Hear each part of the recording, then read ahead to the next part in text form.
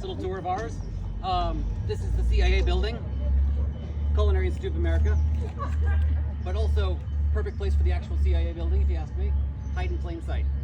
Can't prove it. I can't prove it yet, but I will. I will one day.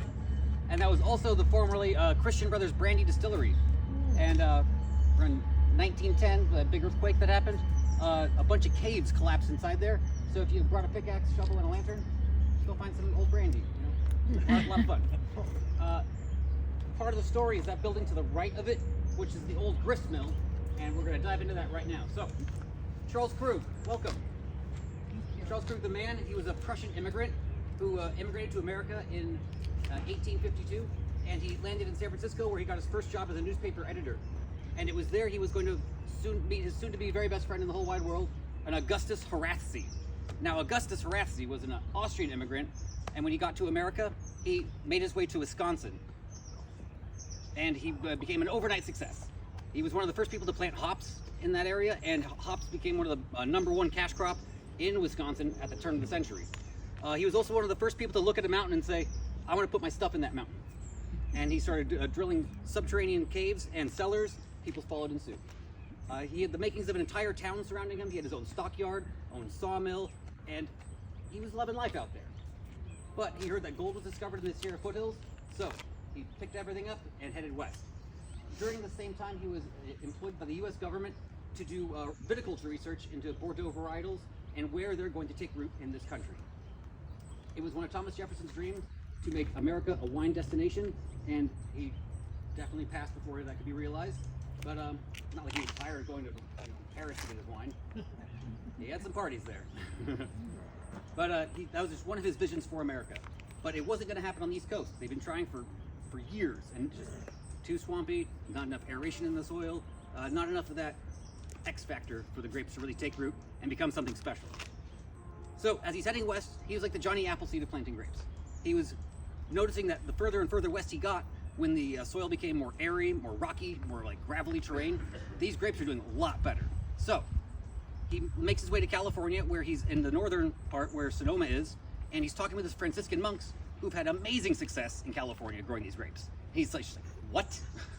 But all the way down from northern Mexico, all the way up to Sonoma, all those missions, all of them had grapes, because they're not going to talk about the Lord without grapes. It's just not going to happen. They're going to have their sacramental wine, and that's just the way it's going to be. And there was no way these Spanish monks were going to be talking to the U.S. government saying like, hey, just so you know, these Bordeaux varietals are doing great here. It's just not going to happen. So he was the liaison between the two. And he said, all right, he's thinking in the back of his head, cha-ching, and this is the next big hot spot right here. So he opens a gold smelting facility just outside of San Francisco, where he's that middleman between the 49ers dropping off their gold and him kind of giving him kind of when he feels his fair. Krug comes to interview him just about immigration in America and people making their way in this new world. And this is when they have that "do we become best friends" moment. They start talking about wine, and before you know it, you're doing karate in the garage. They're building bunk beds, power tools, having a good time. Absolutely best friends forever. Krug has these innovations for the wine industry. Horace has the know-how to open businesses. Lo and behold, some gold goes missing one day, and they open up the very first winery in Sonoma. And that winery is still open today. It's called Buena Vista. Now, Charles Krug's innovations were the cider press. I'm sure everyone's seen the classic pictures of people just stomping on grapes. A lot of fun, Yep. but still, no good for me. I don't like things between my toes, especially squishy things. Not cool. And no matter how you slice it in your mind, you've got foot in your wine.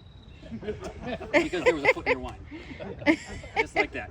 And it's a very violent action. So when you're crushing those grapes, it's expelling all those tannins into the wine, which will end up in the final product.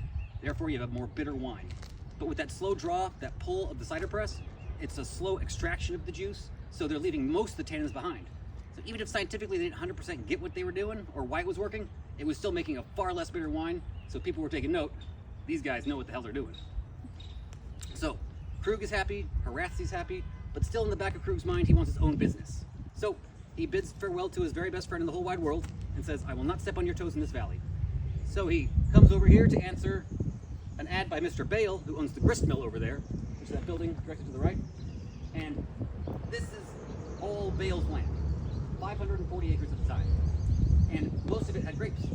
So he was looking for a winemaker. Charles Krug got hired in that position. Mr. Bale tries his very first vintage, and he thinks to himself, this is the best goddamn winemaker I've ever seen. So he goes up to Charles Krug and says, you're the best goddamn winemaker I've ever seen. You should marry my daughter. Charles Krug says, whoa, whoa, whoa, whoa, whoa. A bit of a lone wolf pack here. But he takes him to that very top window and says, all this could be yours for the low price of my daughter's hand in marriage. Charles Krug says, I love her. Let's do this thing. Now, it wasn't like a weird frontier marriage where she was 9 and he was 42. She was 32, he was 42. Totally within the realm of normality. Except for the time, I mean, she was considered a spinster. And, I mean, this was her dowry. You've been trying to sell her off for quite a while. So 548 is the magic number. Now, I believe they're very happy at the end of their lives. Well, he had to sign a prenup beforehand also. So he wasn't going anywhere. And they spent the rest of their time making wine and taking horse and buggy rides. Aw. What did you ever do? Come on, that's adorable. It's freaking adorable. And that makes Charles Krug 2 for 2, opening 2 of the very first wineries in California. Bam. Bam. Any questions? Negative.